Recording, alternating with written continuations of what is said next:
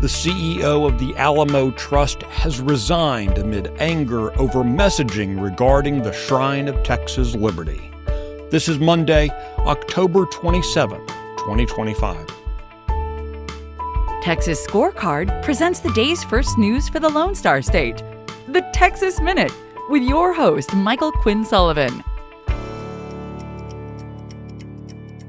Welcome into Monday. Thanks for kicking off your week with the Texas Minute.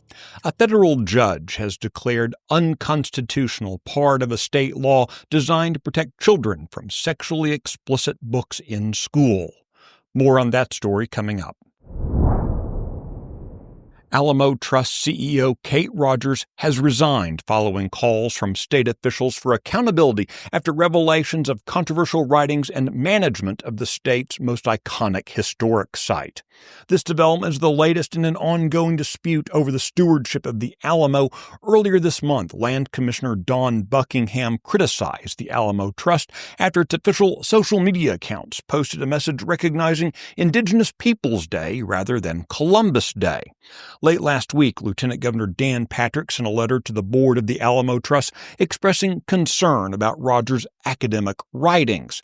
He described her work as, quote, incompatible with the telling of the history of the Battle of the Alamo, and stated that it undermined the credibility of the Alamo Trust. For example, Rogers wanted the Alamo to focus on equity and inclusion rather than the values of heroism, liberty, and sacrifice. Patrick and Buckingham have urged the Alamo Trust Board to realign its leadership and policies with the values and expectations of Texans. A new law quietly took effect on September 1st that was designed to give the state a greater role in reviewing large wind projects along the Gulf Coast, but the Texas Parks and Wildlife Department says it's still developing procedures to implement it. Developers are now required under law to notify Parks and Wildlife 90 days before constructing structures taller than 575 feet in counties that either border the Gulf of America or contain a national wildlife refuge.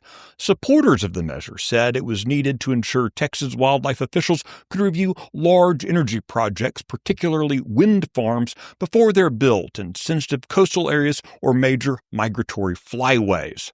A Parks and Wildlife spokesman told Texas Scorecard the agency is drafting procedures and, quote, does not anticipate any rulemaking at this time. That lack of implementation comes as a federal lawsuit challenges a wind project in Wharton County where developers plan to construct a 200-megawatt facility backed by German energy company RWE and Microsoft.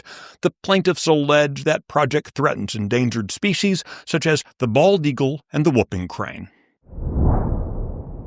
Governor Greg Abbott has appointed Kyle Hawkins to serve on the Supreme Court of Texas effective immediately. Mr. Hawkins formerly served as Solicitor General of Texas from September 2018 through February 2021. Hawkins will fill the unexpired term of Justice Jeffrey Boyd, who stepped down in September. The term expires at the end of December 2026. In addition to working in private practice in his time as the state Solicitor General, Hawkins also took on a short-term post for the Trump administration earlier this year at the U.S. Department of Justice as counselor to the U.S. Solicitor General. The Texas Minute will be right back.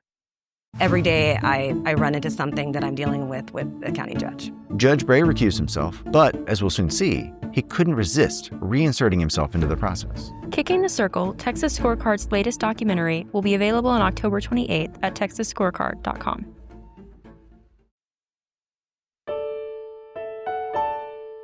Certain provisions of Texas's 2023 Reader Act were declared to be unconstitutional by a federal judge last week. Specifically, U.S. District Judge Alan Albright's ruling targets the book rating provisions of the law that required booksellers to categorize the books they sell to schools according to standards set by the Texas State Library and Archives Commission. The law's purpose was to ensure that schools kept sexually explicit books off the shelves. The state had argued that booksellers are not entitled to state contracts and could avoid the restrictions by simply choosing not to sell inappropriate titles to school libraries. While acknowledging that children should, quote, certainly be protected from obscene content in the school setting, Judge Albright concluded that the Reader Act misses the mark. You can find the details on that story and the others mentioned today and keep up with the latest news by visiting TexasScorecard.com. This edition of the Texas Minute was produced by Nick Shepard and based on the original reporting of Sidney Henry, Brandon Waltons, and Travis Morgan.